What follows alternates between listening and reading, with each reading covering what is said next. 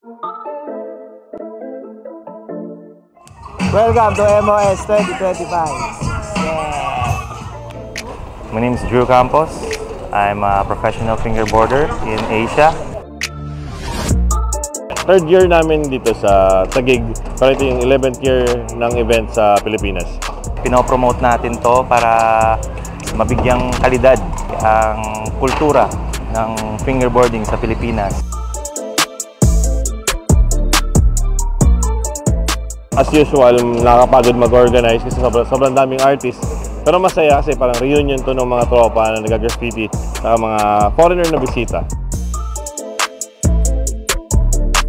Nagdala kami ng ramp in behalf of Vans. Ito yung pro fingerboard part ng Vans. Kami nag-provide sa Small World Ramp. Sa Small World Ramp.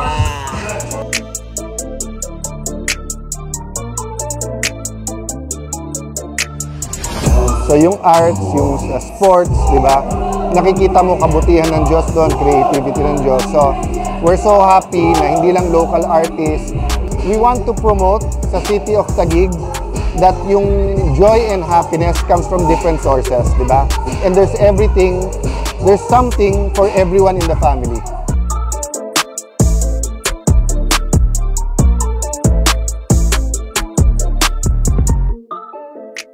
Ngayon, nagdagdag lang kami ng ibang activities like yung since may sponsor na Nissan, may live art na kotse. Kasi Sebor, yung from Cebu siya, from Bacolod siya yung nagpinta. Tapos yung kasama yung mga event tungkol sa, yung competition ng fingerboard. Tsaka, yun nga, meron kaming on-the-spot skateboard deck painting competition. Tapos yung closing na program, si Ang Morobits yung magtutugtog sa last part ng program. Kaya sa lahat na nagpunta, so sobrang salamat.